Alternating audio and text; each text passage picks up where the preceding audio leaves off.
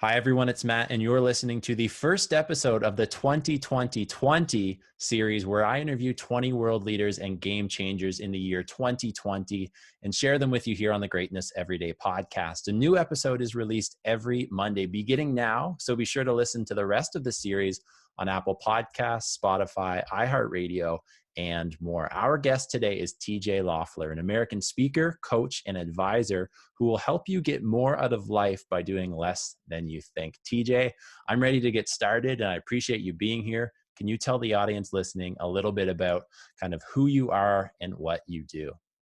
Yeah, Matt, first of all, thanks for having me. And I love even just hearing the couple of snippets that you pulled and used to describe a lot about what we do. You know, it's so funny that you say get more out of life by doing less than you think. That is the title it's like the subtitle of the book, Back to Basics, that I've been working on and will be released soon. I love that subtitle, by the way. Like, that's such a good one line right there. And it interests me. It intrigues me so much. Good, man. Yeah, I mean, you know, I think it speaks to a lot of what I've learned in my own transformation, in my own journey. And that's probably a good starting point to answer your question. So my name is TJ, and I was born and raised in Virginia, lived in Manhattan 6.5 years before moving to Southern California, where I've been for the last year or so. I do a number of things in my life, but one of them is I found it after working on Wall Street at Goldman Sachs for a handful of years, had this spiritual awakening and really this confronting type of moment where I had to look at myself in the mirror and say, is this really the direction that you want to head with your life? And it was not so much about the job. It was actually about my internal environment, not so much my external environment. And so in that journey, it led me to a number of things. One of them is starting different business ideas, but the others led me to being broke, losing over 6 digits in savings at the same time that I was professionally just confused about where I was going next. And my dad got diagnosed with stage 4 cancer. All of that in 2016, a year after I left Goldman. And I'm just jumping in very quickly to how we got here, which is, you know, I had this vision from God. I really felt like there was a moment, there were a few God moments, and it led me to this business that I'm doing now, which is we have a team of coaches, a small team of coaches. We do life coaching. We have other coaches that come in and support for holistic, big picture, whether it's registered dietitians or personal trainers. And we really help people do 3 things: heal, change, and grow. Heal, change, and grow. And so for me, that has been my journey. That's been my story. And that's what I'm doing today. Awesome. Great. Thank you for sharing. And part of your journey, I guess you document it quite a bit through Instagram. That's how we connected. Yep. Instagram's a great tool for that. And we connected kind of at the end of your time, or maybe right before you left New York and you've kind of migrated across the country. In particular, I guess a lot of people can relate to your story in terms of they've built their career up, they've built their life up, and then they got to a certain point where maybe they're just not happy, or maybe they're not fulfilled, or whatever that is for somebody listening or yourself. And you said you had a God moment. There's a couple key defining moments in your life. What ultimately were some of the tools that led to you overcoming that transformation? Because I think that a lot of people listening to this want to do something different, or they want and have a bigger goal, but they often don't get there, whether it's a mindset thing, whether it's just the following through and the commitment thing. What was it for you that was that key to overcoming that transformation? Yeah. So the first thing, great question. I think to first maybe outline like what is the transformation, right? And for me, it was I'll never forget it. In my apartment in New York, there was a time and season in my life when I was transitioning out of college, starting to work. And I remember characterizing that season as surviving. And that's, from a perspective standpoint, man, you're doing great. You're moving to New York. You're a young guy making a bunch of money, and you don't have any quote responsibility. You're doing way better than surviving. But here's the reality, okay?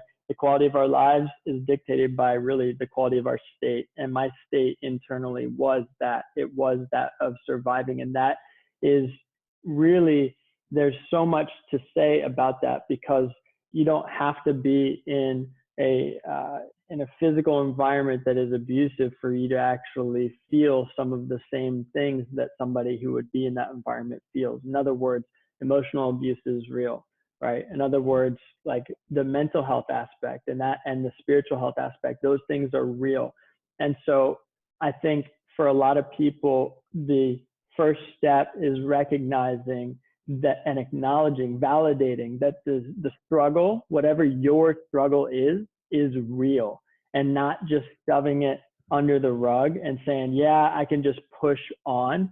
Because what happened is I had this sign that I wrote characterizing my life, and I used to like tap this sign just as a reminder. It was just on a piece of paper, and it taped it to the top of the kitchen right as I would walk out.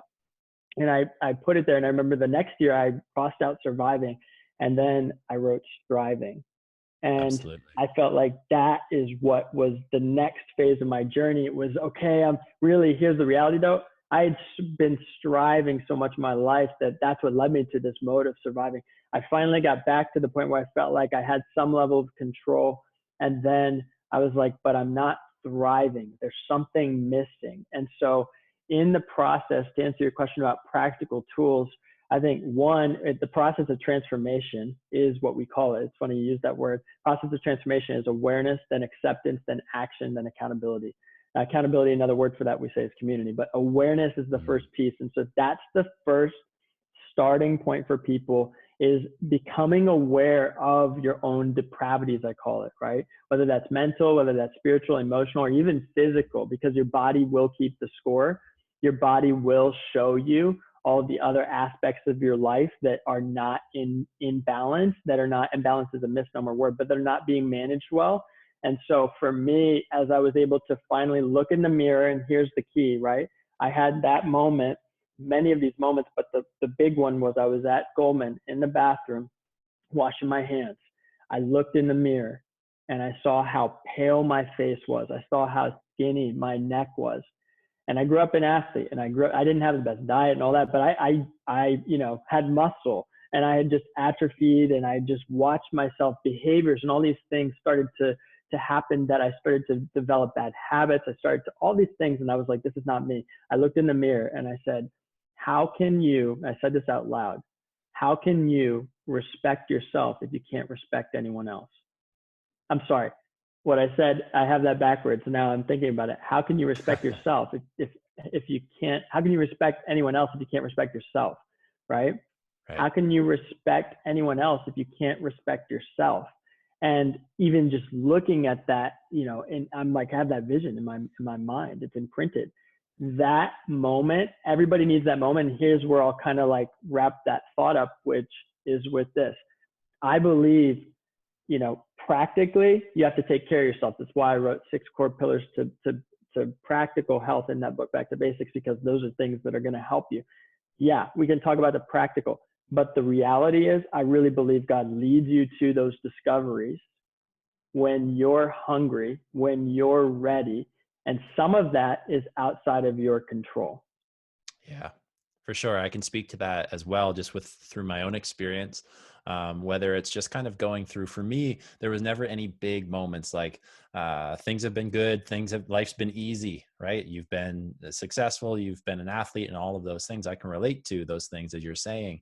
But for me, it just got to a point where I was just content and going through the motions. And then it was a couple events that led to me making some big decisions in my life and just saying, hey, I'm not going to accept this anymore.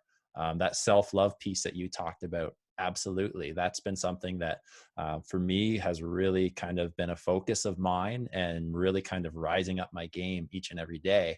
Which is what led me to starting what I do here at Greatness Every Day, because that's never anything that I was bold enough to come out and say, like, hey, what does it mean to live a great life? Like in your emotions, in your health, in your money, in your relationships, all of those things. I guess, took those things for granted because they were good in my life, but they weren't the best that they could possibly be. One of the things that you talked about on a podcast I listened to, and TJ's got a great podcast. He does it in seasons. He does season 1, and that was awesome. That was a few years ago, and season 2's come out, and I've been listening to that. One of the things you said, and it ties into your point, is functioning doesn't equal healthy. And I can speak to that as well in my life. For a long time, I've been racing triathlons. I've been super fit my whole life, has really kind of built up to the moment. And I've shared this before, but I had raced 3 triathlons in a year, half Ironmans, I guess. And I was training for 6-7 years to really kind of get to the pinnacle that I could. And I did. I won my age group at a race that made me qualify for the world championships, and I got to represent my country, except I didn't, because I had a foot injury. It put me off for 2 years, but I had built my whole kind of everything that I had been doing to training for half Ironmans and ultimately to full Ironmans, getting the chance to work at the goal that I've been working for, getting that chance and getting injured and being like, whoa, now what? And my whole identity wasn't tied up into that, but that was a passion of mine, something that I enjoyed doing, something I'd worked so hard and put a lot of money, time, and energy into. And since then, I've kind of been just functioning. I've kind of just been surviving. This led to about a month ago saying, like, as in the last, so I had 2 years off. I had 2 years kind of trying to get back into things, strengthening my body in the last 2 years. And I'm like, I'm ready. I'm done just functioning. I'm done just surviving. That Ironman that I always wanted to do, here's my registration fee. I sign up for it. I'm committed, right? Getting back to that stuff that you really kind of, that leads you to thriving, and not just the physical aspect. If I'm talking about training for something, there's so much that comes with that, associated with that. You seem to always be experimenting on your mindset, health, everything. It's fun to watch you document that through Instagram, even going to Italy and learning how to bake bread. What are you currently experimenting with? I love that. If I can maybe, before sharing that, I love hearing your story. I'm just even learning a little bit more about you as you're sharing. And one thing that stands out is the idea of, and I will definitely answer that question. I just wanted to point out something that's really stood out, which is it's the idea of, in really moving from surviving to striving to thriving. The real key difference between somebody striving and thriving is their motivation. What's the source of your motivation? And when you have a healthy motivation, because I never realized, I thought motivation was on-off switch, but it's really, there's healthy and there's unhealthy, and it's more like a light dimmer where it's a spectrum, right? Is it because it can be sunny and cloudy at the same time. And so it's not that our motivation is always sunny, always healthy, or always cloudy, always unhealthy. There's a lot of gray. Mm-hmm. But our goal, or what I've noticed, what I've seen as a starting point for people who are on that journey that you're describing, right? That you and I have both kind of experienced in our own ways and are experiencing, which I'll talk about the experiments. That is really a great question, is what's my motivation? What is my motive here? Like, what is really driving me? Is it fear, insecurity, or is it genuine passion, joy, peace, purpose, right? And when that switch happens is really, I think, when we're able to thrive. But to answer your question, as a result of that switch happening in my life, okay, experimenting. Yeah, Italy was amazing. There's a whole God story that's like woven through that, which is really cool how that happened.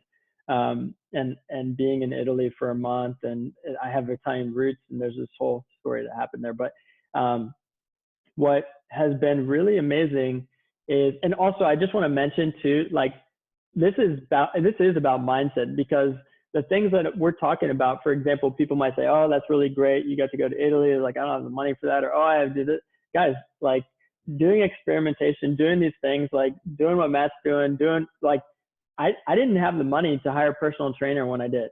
I didn't have the money to necessarily go to Italy when I did. Like, it's about kind of where you're going to value something. What are you going to value? And money is just one way that you express it. right? And so people used to say New York is expensive. I lived there 6.5 years. I'm like, well, it's expensive if you don't want to live here. But if you know what you're paying for, it's exactly the value that you're looking for, most likely. And for me, it was perspective. Anyway, so experimentation now, healthy motivation. I'm uh, currently I'm on day 12 of a meal plan where I'm in a training regimen and meal plan program that's it's not strictly keto, so I'm not in like full ketosis. The way that I understand ketosis is it's not you're in ketosis, out not in ketosis. And that's a whole nother discussion. But anyway, so I'm on a high fat, high protein meal plan. And what I'm doing is I'm actually just trying to use this time to lean out a little bit and experiment with my body. Here's the thing. In the past, I wasn't able to hormonally, and I didn't realize this, my hormones were all out of balance, out of whack.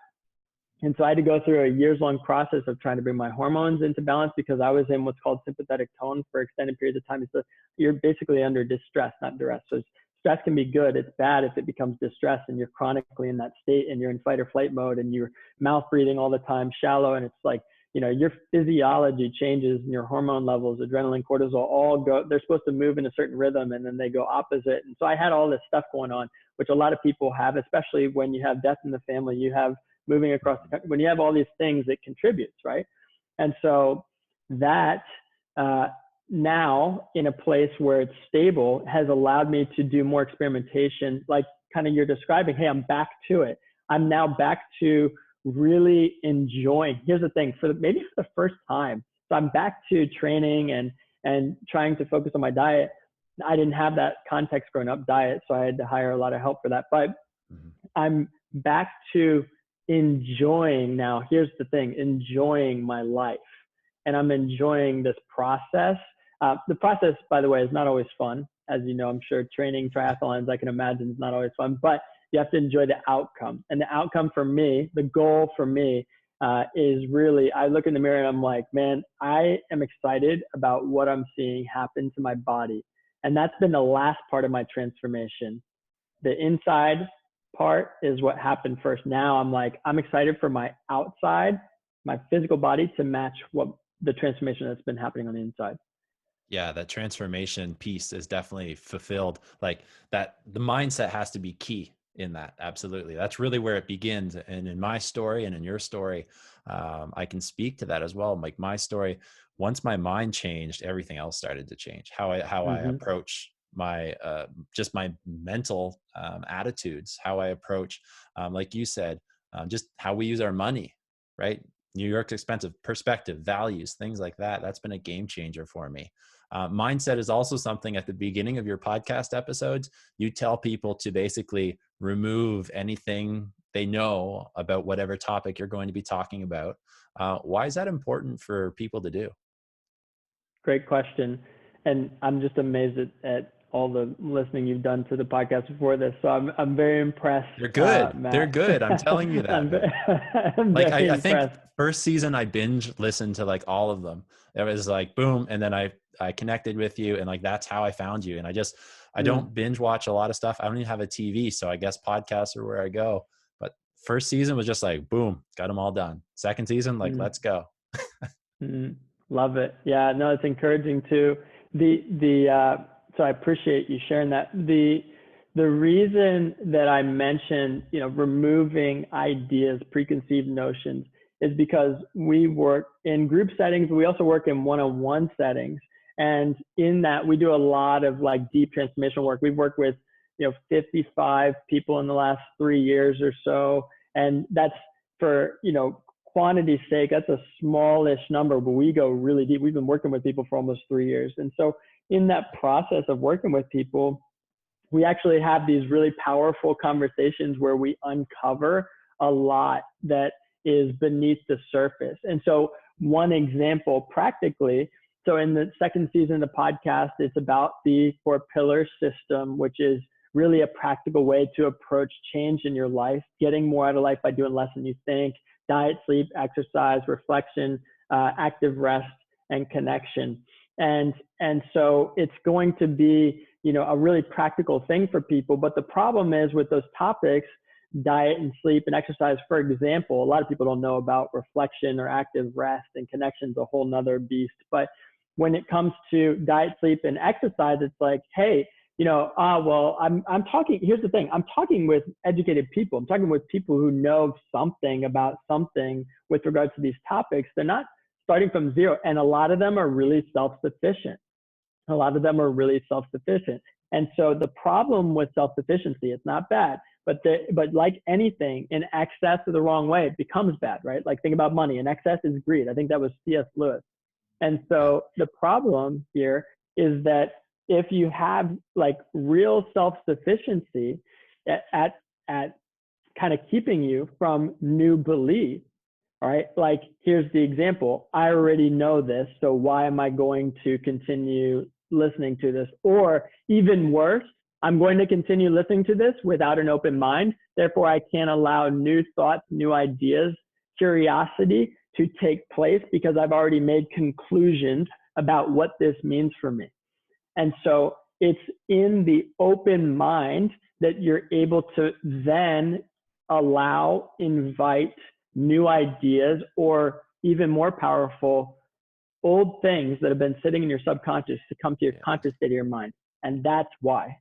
Yeah, that's like the connect the dots feeling, right? When you're going through these experiences or whatever you have, learning these things that you're learning, and then over time, it's like, whoa, you look back to something you learned or something that happened 2-3 years ago, and that's coming to the surface now because of you just being open and you just being present. Really, is the big thing there. With the core pillars, how do you help people, clients, listeners get really clear on what the core pillars are, or how to integrate them into their life? Yeah, it's a great question with the core pillar system. So even just like talking about the core pillar system, it's like, honestly, it's one of the last things I really want to talk about. And the reason I say that is because it's one of these things where it's like, it's necessary for the foundation to living a fulfilling life. I realized, like, we talk about with clients, we talk about income, impact, and freedom, and the intersection of that being a really fulfilling life, and where freedom comes from is a big misnomer for a lot of people. But the idea is that you start and you're like, oh, I can make money and that equals success or whatever. And then you realize it doesn't. Then you're like, oh, I'm going to make an impact. So I'm going to go start a social media channel and join a nonprofit or start this. And now I have a fulfilling life. And then it's, wait a second, but if I can't help myself, well, then it doesn't really help me help anyone else. And so there's this freedom piece. It's like, what's inner freedom? And I had income, impact, and freedom. And then I started to realize, wait a second, but I still am sucking wind every morning and I don't have energy. And that's when I realized my health is a really practical thing. And it's the foundation to all those other things. So how we introduce it is just that. It's the foundation. And then in our private community, we have it in Slack. And if you don't know what Slack is, there's different threads. Okay. So, if somebody's listening and they don't know what that is, different threads, think about it like different titles or topics for each different thread. And we have numbers, and these core pillars numbered 1, 2, 3, 4, 5, 6. And now we have a 7th. Big surprise. Haven't shared that, but we have a 7th. And we have these numbered, and these are the first things that people see when they join the community. This is the first things people see. And we have active dialogue. We have registered dietitians giving their input, in the diet channel, for example, and helping people understand more about their body and their health and their needs, and practically, like hormonally, guess what? Your willpower will not win against your hormones. So we introduce it as a really just foundational piece, but it's not our main thing. That's not our main thing that we say, hey, sign up for this so you can do this, you can work on your 4 pillar system. We say, you know what? You signed up for this because you have questions about why you keep running into self-destructive habits, why nobody else in your life is really challenging you, why you don't feel like you can find fulfillment or peace with what you already have, or why you're not able to accomplish those goals that you set out to accomplish when you've experienced a lot of accomplishment in the past. But the real foundation, guess what, is you waking up in the morning and having lemon water, because that is one of the best things you can do for your liver. And guess what? When you're allowing your body and supporting it in the detoxification process it's already going through, you are going to be supporting you, and you're going to be feeling so much better, and it'll allow you to do a whole lot more in your life besides just get a perspective shift. You'll actually have the energy to take action on some of these things that you're getting a perspective shift on. Wonderful. You talked about income, impact, and freedom. For me, I talk about those first two, like the idea of influence and income, quite a bit. And the exercise that's been most beneficial to me was when I got clear on my values, because I could always tell you what was important to me growing up, but when I could really specifically nail it down to these four things of faith, relationships, health, and self development, and encouraging people to do their own, like that's like, man, if I live within those values, life is golden. Like I'm happy, I'm fulfilled, I have purpose. And when I'm not living within those values, it's a totally different story. And for me, that was a good chance for me to get clarity on what really mattered to me, and accountability. Before you touched on that as well, just the idea of that next level, that last level is accountability. So me getting clear on my values really at the beginning of my day, that's how what I do. I look at my values. I say, this is how I want to proceed throughout my day. At the end of my day, though, that accountability ability piece comes in there, and I'm able to say, did I do this? Yes or no? And to a further extent, people that know me or people that don't know me, um, they're able to hold me accountable for whether or not I am living within my values. It took some time. Those were my first four values. And then freedom.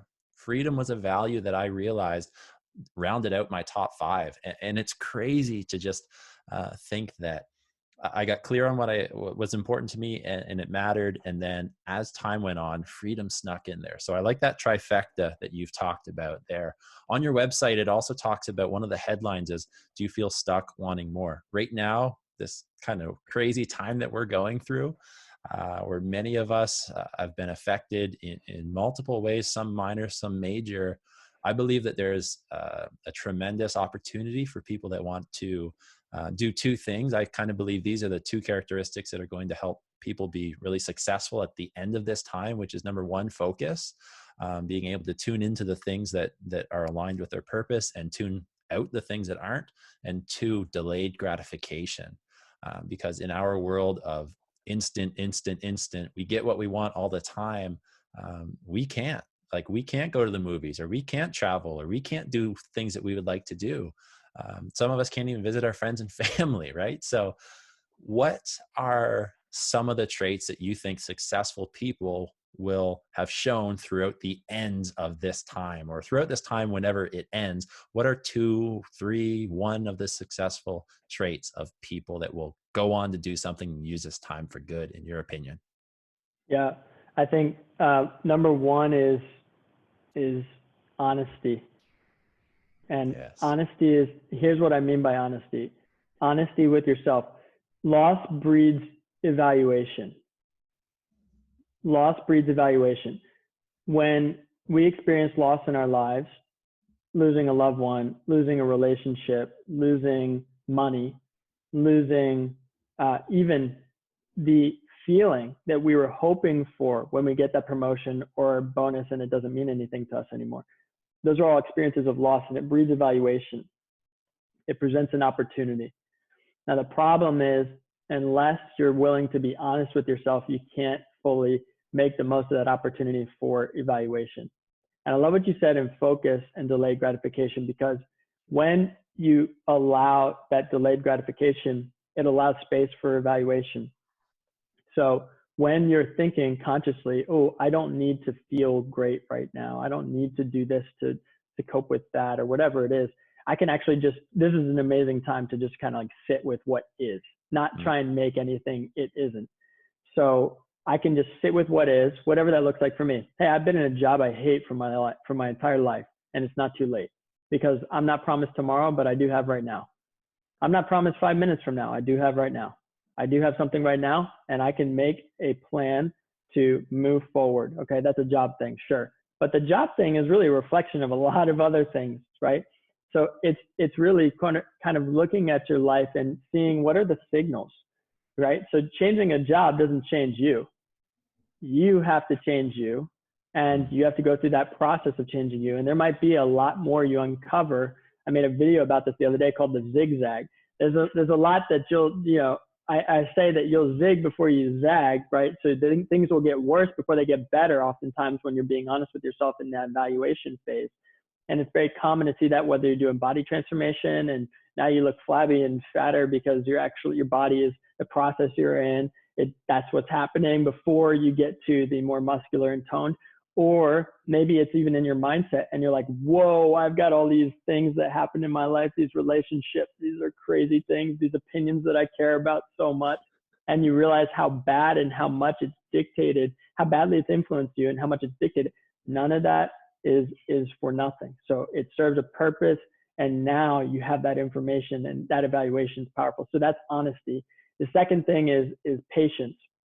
And so it's impatience, which is really to your point of delayed gratification, which is like, hey, I really believe this is a time God's been speaking to me about. This is a time of separation and experimentation. Separation and experimentation. So there's a time right now. So like, for example, the business owners out there who've been making money just riding the wave, like, guess what? If you are not an innovator, if you're not able to adapt, you will be separated from the rest right now.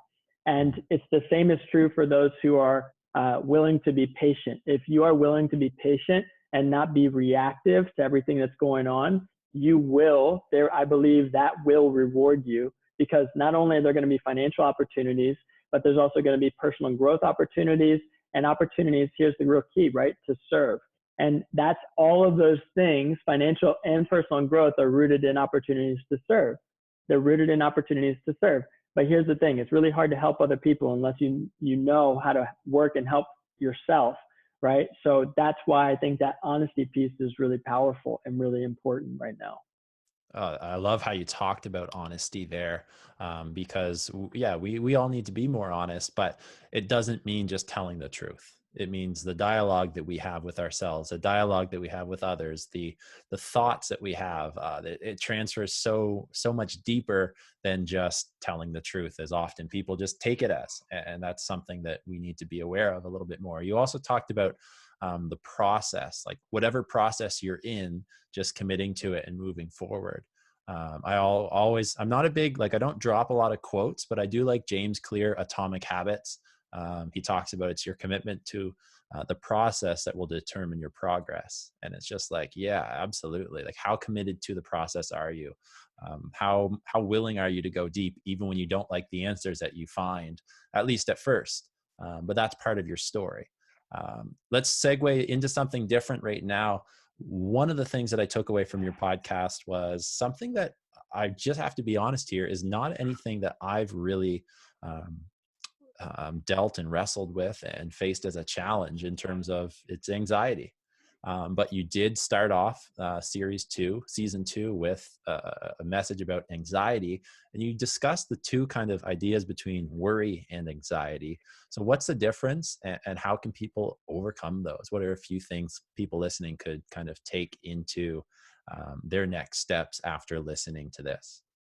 Yeah, well, I realize we're segueing. There's one thing that stands out to me as far as the process goes, and this relates to anxiety or anything in that realm as well. And that is, unless you really know what your goal is, unless you believe and have hope for that being possible, the process just sucks and you just don't enjoy it. So I really encourage anybody, whether it's you're wrestling with anxiety, you're trying to change your body, you want to have a new mentality, you want to have a new job, a new relationship, you want to see yourself in a different place in 5 years, 10 years, 1 month, whatever it is, you got to know what you're aiming for and be open to that changing, but that you're heading in that direction and have some progress markers along the way so you don't feel defeated in the process of things becoming worse before they get better.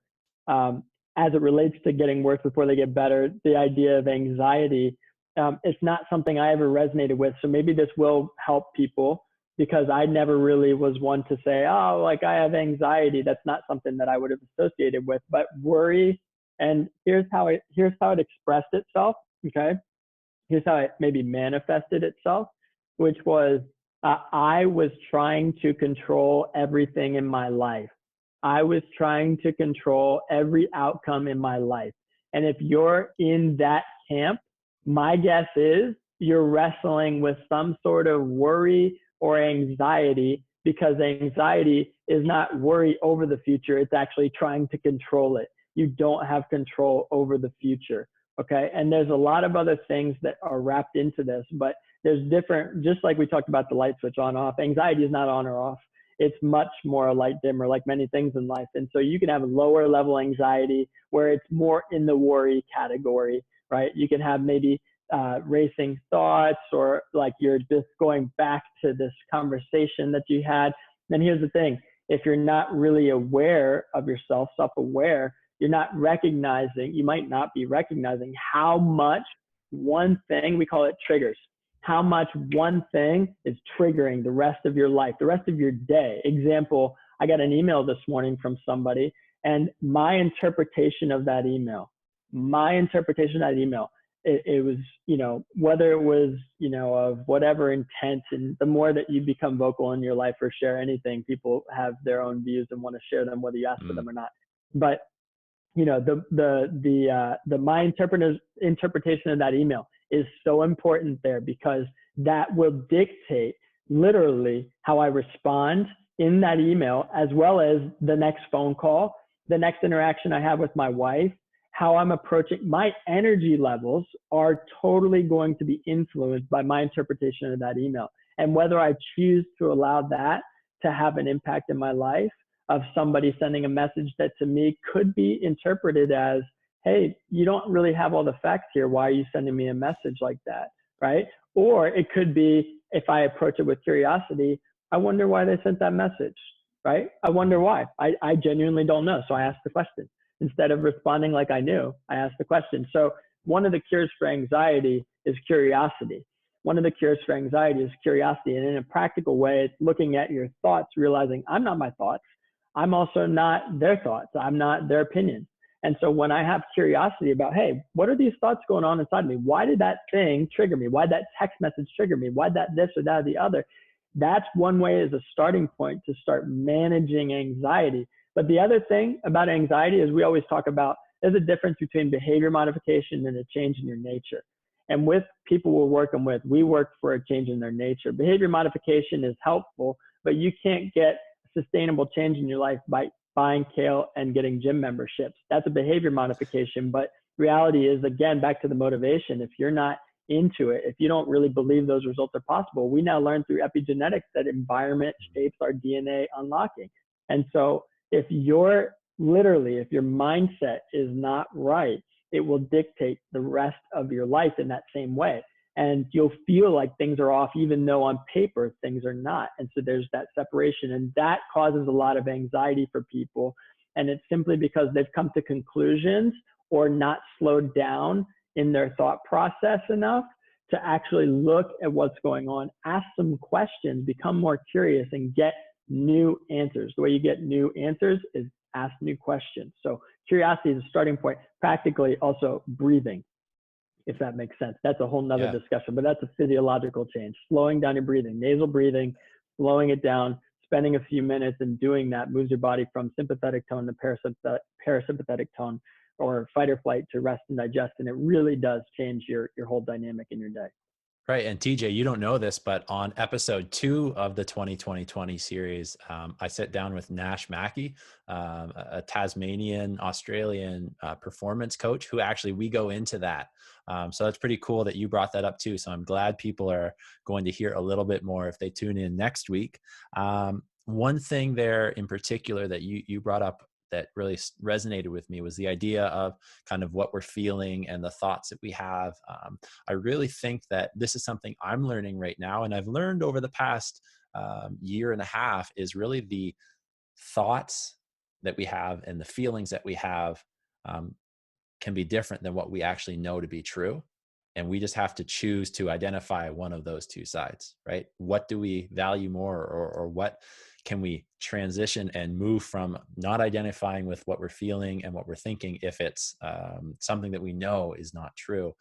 And that's something that I'm kind of working through with other people as well. And just kind of investigating that a little bit more. And that's a big thing. Do you have anything to say to that whole balance of your feelings and what you actually know to be true, and kind of being able to identify with one side or the other? Because it can be hard. Absolutely. I'm not saying it's easy. It can be very hard for people to do that.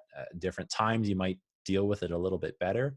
But what can people do to really kind of focus on the things that they know to be true, or turn away from the things that they're just feeling? Yeah, great question. Two things. One is I'm looking outside right now and I see clouds and it's beautiful, bright and sunny in California. And earlier I mentioned it can be sunny and cloudy at the same time, right? So here's the problem with naive optimism. It's choosing to see the sun and ignoring the clouds that are in the sky. That's just not reality. Right. And you can't move through life ignoring the clouds in the sky, because guess what? People will look at you and be like, dude, you're just delusional. Okay. So it's one thing to say it's sunny outside. It's another thing to say it's cloudy outside. It's another thing to say, here's the third thing. This is to your point. Yeah, there are clouds in the sky, but if you ask me, it's bright and sunny, because that's what I choose to give my attention to.